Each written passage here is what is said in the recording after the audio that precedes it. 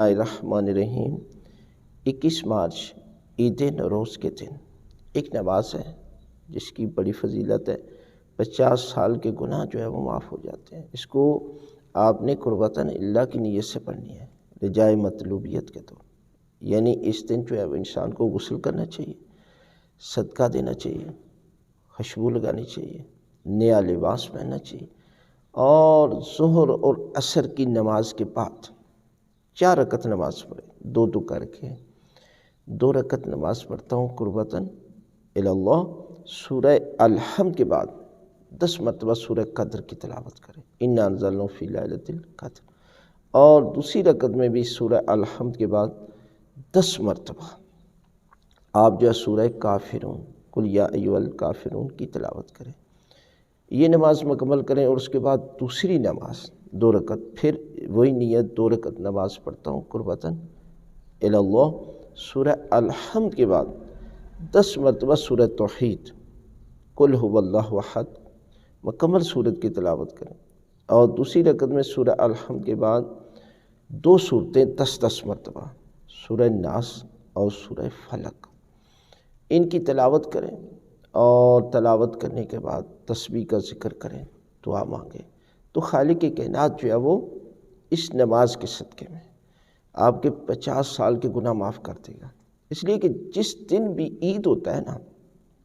کوئی بھی دن ہے، عید نوروز ہے یا عید الفطر ہے یا عید الاضحیٰ ہے یا عید غدیر ہے، اس دن نماز کا حکم دیا گیا ہے۔ یعنی آپ ان نمازوں کو، ان عبادت کو، ان ذکر کو اور ان اعمال کو انجام دیں۔ آپ دیکھ لیں کسی بھی جگہ پر آپ کو کوئی عمل ایسا نہیں نظر آئے گا کہ جو اس معاشرے میں اب شروع ہو گیا ہے، کیا کہ نوروز پر جو ہے وہ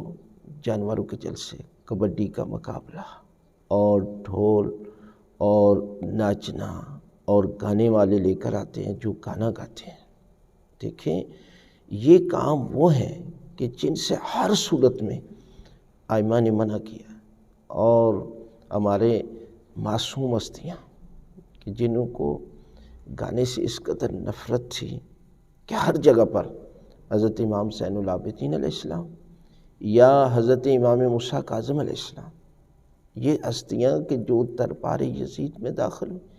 تو امام نے فرمایا کہ سب سے زیادہ مصائب شام پر آئے، اس لیے کہ جب علی کی بیٹیاں دربار میں داخل ہوئی تو یہ ملعون شراب کے نشے میں، اور یہ ماحول جو اس قدر غیر اخلاقی، یعنی گانا، ناچنے والی اور یہ ڈھول،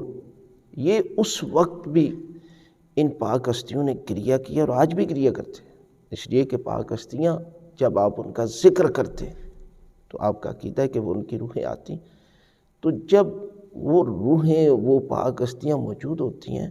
تو آپ ایسا کام کرتے ہیں کہ جب آپ ایسا کام اپنے بچوں کی شادیوں پر کرتے ہیں تو وہاں پر ایک مسجد کا امام آنا برداشت نہیں کرتا، تو کیا یہ پاک ہستیاں آئیں گی؟ لہذا ان اعمال کو انجام دیں، نیک اعمال، عبادت کریں، نماز پڑھیں، ذکر کریں، صدقہ اور خیرات کریں، تو یقیناً اللہ اور اللہ کا رسول آپ سے راضی ہو۔